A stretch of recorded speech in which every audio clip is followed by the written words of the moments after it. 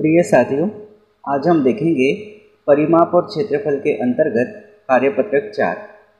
इसके अंतर्गत हमारा पहला क्वेश्चन है, आकृति ए का परिमाप 20 इकाई है तथा क्षेत्रफल 16 वर्ग इकाई है। ये जो आकृति ए दी है इसका परिमाप हमको दिया है 20 इकाई और क्षेत्रफल दिया है 16 वर्ग इकाई। तो आकृति बी का परिमाप और क्षेत्रफल कितना है, सही विकल्प की पहचान कीजिए। तो ये जो आकृति बी है, इस आकृति बी का परिमाप और परिमाप के साथ साथ इसका क्षेत्रफल कितना है वो हमको बताना है और इन चारों विकल्पों में से सही विकल्प चुनकर लिखना है। तो सबसे पहले हम देख लेते हैं परिमाप कितना है। परिमाप के लिए किसी एक पॉइंट से हम गिनना स्टार्ट करते हैं।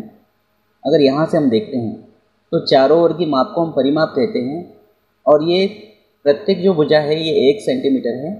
तो इस तरह से यहाँ से अगर हम चले तो 1, 2, 3, 4, 5, 6, 7, 8, 9, 10, 11, 12, 13, 14, 15, 16, 17, 18, 19 और 20। तो यहाँ पर जो परिमाप है वो परिमाप आ रहा है 20 इकाई।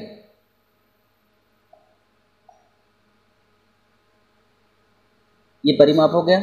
अब इसका क्षेत्रफल देखते हैं। तो क्षेत्रफल के लिए हम ये जो बॉक्स बने हैं, वर्ग बने हैं, इनको गिन लेते हैं। 1, 2, 3, 4, 5, 6, 7, 8, 9, 10, 11, 12, 13, 14, 15, 16। यह है 16 वर्ग इकाई। तो इस तरह से जो परिमाप है 20 इकाई और जो क्षेत्रफल है यह है 16 वर्ग इकाई। यहाँ पर भी इस आकृति का परिमाप हमको 20 इकाई दिया है और क्षेत्रफल 16 वर्ग इकाई दिया है और यहाँ पर भी उतना ही आया है। मतलब दोनों आकृतियों के परिमाप और क्षेत्रफल जो है वो समान है। तो ऑप्शन हमारा कौन सा सही होगा? ये वाला है, परिमाप 20 इकाई, क्षेत्रफल 16 वर्ग इकाई। तो ये स वाला जो ऑप्शन है ये हमारा सही होगा। उसके बाद है क्वेश्चन नंबर 2। क्वेश्चन नंबर 2 में है, नीचे दी गई आकृतियों में, मतलब ये वाली आकृति और ये वाली आकृतियों में सबसे बड़ा आयत बनाइए एवं उसका क्षेत्रफल लिखिए। मतलब ये जो आकृति हमको दी है, जो जिगजैग है, एक प्रकार से एकदम व्यवस्थित नहीं दी है, इसमें हमको सबसे बड़ा आयत बनाना है। सबसे बड़ा आयत। अब सबसे पहले एक बात आपको समझ लेना है कि आयत होता क्या है। तो जो आयत होता है इसमें आमने सामने की जो भुजाएं होती है वो समान होती है। जैसे इस तरह से अगर मैं इसको आयत कहूँ तो इसके सामने की जो भुजा है ये और इसके सामने की जो भुजा है ये, उदाहरण के लिए मान लीजिए अगर ये 2 सेंटीमीटर है तो इसके सामने की ये भुजा भी 2 सेंटीमीटर होगी और ये अगर 4 सेंटीमीटर है तो इसके सामने की ये भुजा भी 4 सेंटीमीटर ही होना चाहिए। मतलब जिसमें आमने सामने की भुजाएं समान होती हैं हम उसको क्या कहते हैं? आयत कहते हैं। तो आयत में क्या खास बात है? आयत में खास बात है आमने सामने की भुजाएं, आमने सामने की भुजाएं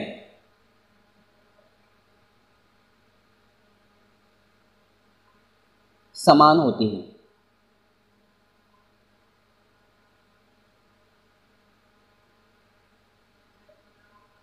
और एक बात है, एक होता है वर्ग, इसको भी थोड़ा समझ लेंगे आप। वर्ग क्या होता है? जिसमें चारों भुजाएं समान होती हैं। जैसे उदाहरण के लिए एक सिंपली रफली अगर हम इसको वर्ग के रूप में दर्शाएं तो ये अगर 2 सेंटीमीटर है मान लीजिए, तो ये भी 2 सेंटीमीटर होगी और ये भी 2 सेंटीमीटर होगी और ये भी 2 सेंटीमीटर होगी। मतलब चारों भुजाएं जो है इसमें कैसी है? समान है। तो जिसकी चारों भुजाएं समान होती हैं, चारों भुजाएं समान होती है, उसको हम क्या कहते हैं? वर्ग। अब यहाँ एक कॉन्सेप्ट आपको समझना है। वो कॉन्सेप्ट ये है कि ये जो वर्ग बना है इसमें चारों भुजाएं समान है तो ये वर्ग है। क्या इसमें आमने सामने की भुजाएं समान है? तो इसके सामने की भुजाएं ये समान है, इसके सामने की भुजाएं ये समान है। मतलब वर्ग में आमने सामने की भुजाएं भी समान है। चारों भुजाएं तो समान है लेकिन आमने सामने की भुजाएं समान है क्या? तो इसमें आमने सामने की भुजाएं समान है तो हम वर्ग को क्या कह सकते हैं? आयत कह सकते हैं। क्यों कह सकते हैं आयत? क्योंकि आयत में आमने सामने की भुजाएं समान होती है, वर्ग में भी आमने सामने की भुजाएं समान है, तो हम वर्ग को क्या कह सकते हैं? आयत कह सकते हैं। लेकिन आयत में चारों भुजाएं समान नहीं है, इसलिए हम आयत को वर्ग नहीं कह सकते। ध्यान रखना इस बात को। वर्ग में चारों भुजाएं समान हैं तो हम इसको वर्ग तो कह रहे हैं, लेकिन आमने सामने की भुजाएं भी समान हैं तो हम वर्ग को आयत कह सकते हैं। मतलब सभी वर्ग आयत होते हैं, वर्ग को आयत कह सकते हैं। लेकिन जो आयत होता है उसमें चारों भुजाएं समान नहीं होती और वर्ग में चारों भुजाएं समान होती है, इसलिए आयत को वर्ग हम नहीं कह सकते। तो ये बात बहुत अच्छे से ध्यान रखना है। क्या बात ध्यान रखना है? कि जो वर्ग होता है वो आयत होता ही है, लेकिन जो आयत होता है वो वर्ग नहीं होता है। इसी को शब्दों में क्या कह सकते हैं? हम ये कह सकते हैं कि सभी वर्ग आयत होते हैं। वर्ग तो होते ही हैं, लेकिन वर्ग के साथ साथ वो आयत भी होते हैं, लेकिन सभी आयत जो है या आयत जो है वो वर्ग नहीं होते। ठीक है, तो ये बात आपको ध्यान रखना है। मतलब अगर चारों भुजाएं समान आ भी गई तो हम उसको आयत कह सकते हैं। तो देखते हैं, हमको यहाँ पे सबसे बड़ा आयत बनाना है। तो सबसे बड़े आयत के लिए हम क्या करेंगे? जिसमें ज़्यादा बॉक्स आ रहे हैं हम उसको ले लेंगे। जैसे अगर यहाँ से देखें 1 2 3 4 5 6 7, 1 2 3 4 5 6 6 7, 6 7 42 हो जाएगा। उसके बाद अगर हम यहाँ से चलते हैं 1 2 3 4 5 6 7 8, 1 2 3 4 5, 8 5 40 हो जाएगा। मतलब ये हो जाएगा सबसे बड़ा आयत हमारा।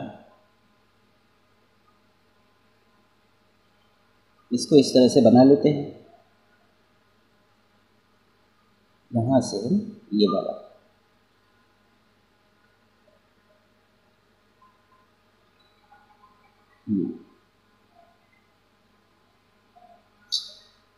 इस तरह से, यह है सबसे बड़ा आयत। ठीक है, अब इसमें देख लेते हैं इस आयत के अंदर कितने बॉक्स है। तो 1 2 3 4 5 6 7, 7 दूनी 14, 7 3 21, 7 4 28, 7 5 35, 7 6 42। इसमें 42 वर्ग है, तो इसका जो क्षेत्रफल होगा वो होगा 42 वर्ग इकाई। क्योंकि हमको क्या करना था? क्षेत्रफल भी ज्ञात करना था, तो ये हो जाएगा 42 वर्ग इकाई। उसी प्रकार यहाँ देखना है, तो ज़्यादा बॉक्स जिसमें आएंगे वो सबसे बड़ा हमारा क्या होगा? आयत होगा। तो हमको सबसे बड़ा आयत ये दिखाई दे रहा है, इसको बना लेते हैं।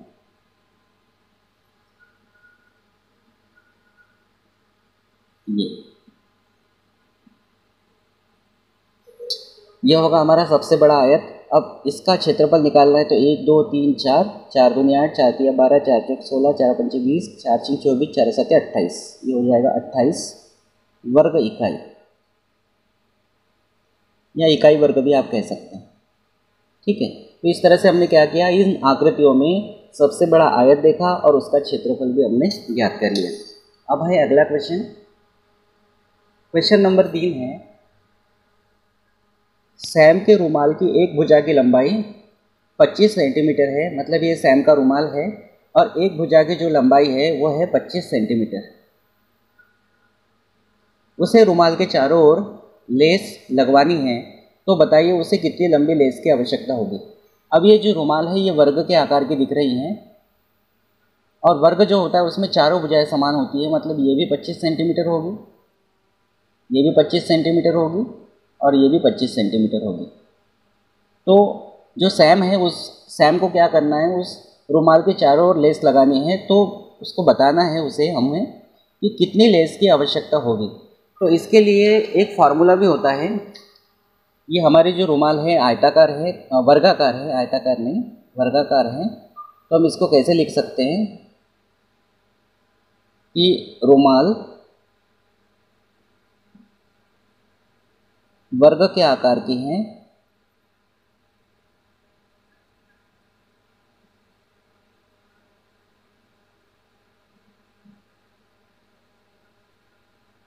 हम चारों को जोड़कर भी निकाल सकते हैं, या फिर चारों ओर कितनी लेस लगनी है। तो चारों ओर मतलब ये परिमाप की बात हो रही है, और एक तरह से अगर देखा जाए तो यहाँ पे एक सूत्र लगा सकते हैं, वर्ग का परिमाप या वर्ग की परिमाप। या तो हम चारों भुजाओं को जोड़कर भी यहाँ पे आंसर लिख सकते हैं, या फिर वर्ग की परिमाप बराबर होता है 4 गुणा भुजा। ये वर्ग की परिमाप का सूत्र होता है। या तो आप चारों को जोड़ लो तो भी आपका आंसर आएगा, या फिर आप इस तरह से भी हल कर सकते हैं। 4 गुना भुजा, भुजा है 25, गुणा करेंगे तो 25 का गुणा 4 में करेंगे तो ये होगा 100 सेंटीमीटर। तो इस तरह से पूछा था कि उसे कितनी लंबी लेस की आवश्यकता होगी, तो उसको चाहिए 100 सेंटीमीटर लंबी लेस। कितनी लंबी लेस की उसको आवश्यकता होगी, तो हम लिख सकते हैं अतः सैम को 100 सेंटीमीटर लंबी लेस की आवश्यकता होगी।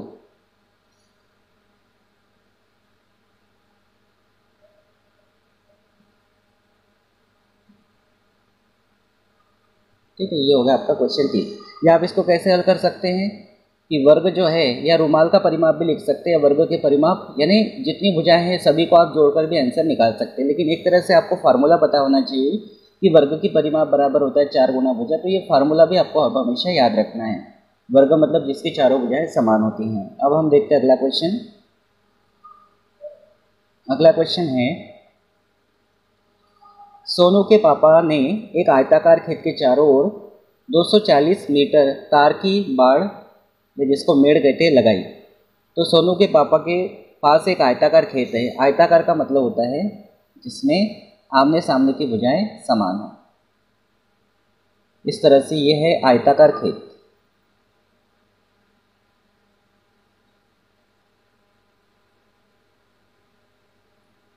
ठीक है, के चारों ओर 240 मीटर तार की बाड़ लगाई।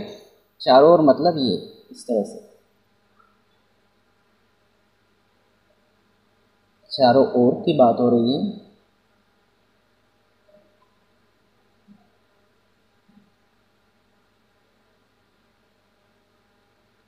तो खेत के चारों ओर क्या किए, 240 मीटर तार की बाड़ लगाई।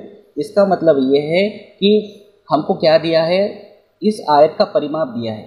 तो हम लिख सकते हैं दिया है, क्योंकि चारों ओर लगाई है तो हम लिखेंगे दिया है आयत का परिमाप। आयत का परिमाप लिख सकते हैं या आयताकार खेत का परिमाप भी लिख सकते हैं। तो आयत का परिमाप दिया है 240 और मात्रक दिया है मीटर, तो हम लिखेंगे स्मॉल m। उसके बाद क्या बोला है, यदि खेत की लंबाई 80 मीटर है तो खेत की लंबाई मतलब आयत की लंबाई दी है, लंबाई दी है 80 मीटर।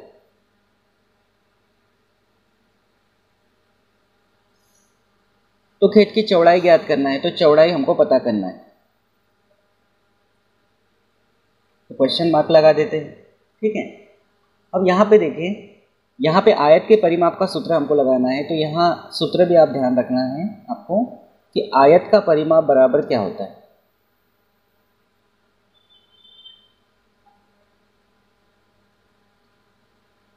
आयत का परिमाप बराबर होता है 2 कोष्टक में, या गुणा का चिन्ह है, कोष्टक में लंबाई प्लस चौड़ाई। ये फार्मूला होता है आयत का परिमाप का, क्योंकि 2 लंबाइयाँ हैं और 2 चौड़ाइयाँ हैं। तो 2 लंबाइयाँ और 2 चौड़ाइयाँ, तो 2 कॉमन निकल गया है। तो इस तरह से ये आ जाएगा लंबाई धन चौड़ाई।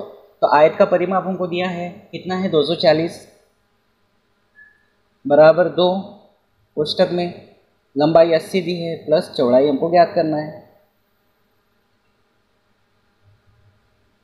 ठीक है, अब ये 2 गुणा में है, इसको बटे में लेके जाते हैं तो ये हो जाएगा 240 बटे 2 बराबर 80 प्लस चौड़ाई।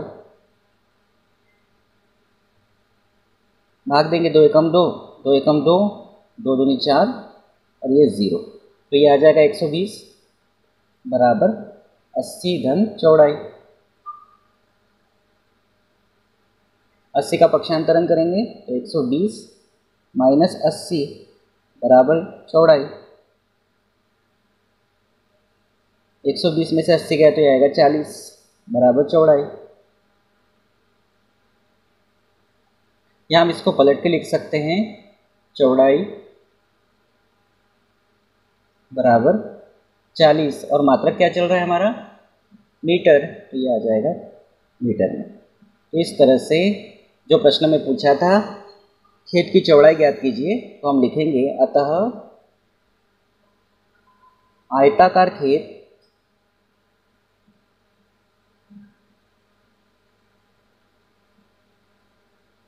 की चौड़ाई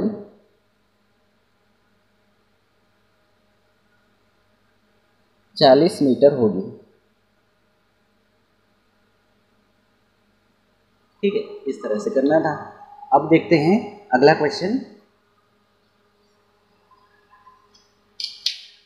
क्वेश्चन नंबर 5, आपके वर्ग कक्ष के फर्श की लंबाई 220 सेंटीमीटर तथा चौड़ाई 125 सेंटीमीटर है, तो उसका क्षेत्रफल ज्ञात कीजिए।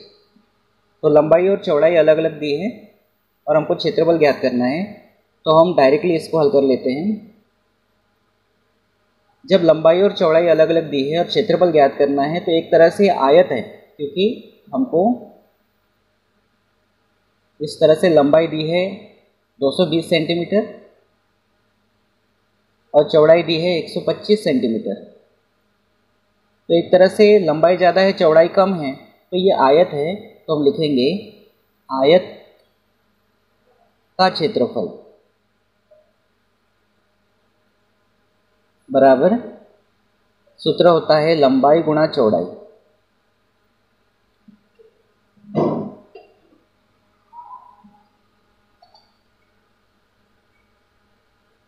तो यहाँ हम लंबाई लिखेंगे 220 सेंटीमीटर और चौड़ाई है 125। ठीक है, ये सेंटीमीटर है, तो हो जाएगा सेंटीमीटर स्क्वायर। अब इसको आगे हल कर लेते हैं, तो इनका गुणा कर लेते हैं, 220 गुणा 125। तो देखो इस तरह से करके 220 गुणा 125, 5 का गुणा करते 5 शून्य शून्य, 5 दूनी 10 का 0, हासिल का 1, 5 दूनी 10 और 11। उसके बाद 2 का 2 शून्य शून्य, 2 दूनी 4, 2 दूनी 4। फिर 1 का गुणा करेंगे 1 शून्य शून्य, 1 दूनी 2, 1 दूनी 2। इनको जोड़ लेते हैं, तो यहाँ आ जाएगा 0, यहाँ पर भी आएगा 0, 1 और 4 5, 1 और 4 5 और 2 7, और यहाँ पे ये है 2, मतलब 27,500। तो यहाँ हम लिखेंगे बराबर 27,500 सेंटीमीटर स्क्वायर। तो जो क्षेत्रफल है वो आएगा 27,500 सेंटीमीटर स्क्वायर। ठीक, अब देखते हैं लास्ट क्वेश्चन, छठवां। एक खेत जिसकी लंबाई 150 मीटर है और चौड़ाई 100 मीटर है, उसमें 330 वर्ग मीटर की कितनी क्यारियाँ बनाई जा सकती है। मतलब एक खेत है जिसकी लंबाई है 150 मीटर, चौड़ाई है 100 मीटर, इतना दिया है। तो एक प्रकार से ये जो खेत है वो आयत के आकार का है, क्योंकि इसकी लंबाई ज़्यादा है, चौड़ाई कम है, मतलब लंबाई चौड़ाई अलग अलग है, तो ये आयत के आकार का है। उसमें 30 वर्ग मीटर की कितनी क्यारियाँ, मतलब इसमें 30 वर्ग मीटर की क्यारियाँ बनाना है। तो सबसे पहले तो हमको क्या करना पड़ेगा, ये जो खेत है इसका क्षेत्रफल निकालना पड़ेगा, और फिर देखेंगे कि 30 वर्ग मीटर की कितनी क्यारियाँ इसमें बन सकती है। ठीक है, तो सबसे पहले हम लिखते हैं, दिया है लिख सकते हो, मैं यहाँ पे डायरेक्ट लिख रहा हूँ, चूँकि खेत आयताकार है या आयत के आकार का है, ऐसा लिख सकते हैं, आयत के आकार का है,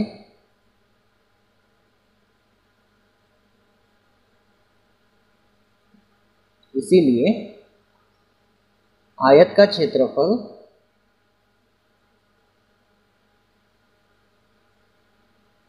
बराबर, सूत्र होता है लंबाई गुणा चौड़ाई। लंबाई कितनी है 150 और चौड़ाई है 100, दोनों का गुणा करेंगे तो ये हो जाएगा 15 एकम 15 और 3 0 लगा देंगे, तो ये लंबाई भी मीटर में है, चौड़ाई भी मीटर में, तो ये हो जाएगा मीटर स्क्वायर। तो ये आ जाएगा हमारा आयत का क्षेत्रफल।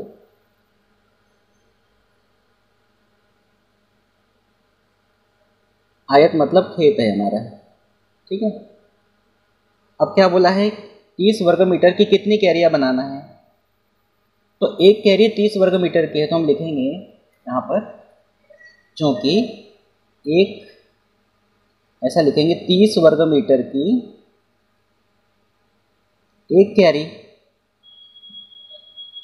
यानी एक कैरी जो है वो 30 वर्ग मीटर की है। तो इसीलिए 15,000 मीटर स्क्वायर की कितनी कैरियाँ, तो इसका और नीचे की संख्या का गुणा करेंगे। तो 1 गुणा 15,000 बटे 30, 0 से 0 कैंसिल होगा, 3 का भाग देंगे, 3 एकम 3, 3 पचे 15 और ये 2 0, तो हमारा आंसर आएगा 500। और क्या लिखेंगे, क्यारियाँ। ठीक है, मतलब 30 वर्ग मीटर की कितनी कैरियाँ बनाई जा सकती है, तो 500 कैरियाँ बनाई जा सकती है 30 वर्ग मीटर की। तो इस तरह से आपका कार्यपत्र 4 पूर्ण होता है। अगर आप मेरे चैनल पर पहली बार आए हैं तो चैनल को सब्सक्राइब कर लीजिए और बेल आइकन को प्रेस कर लीजिए। साथ ही अपने दोस्तों को भी इस वीडियो को शेयर कीजिए। Thank you.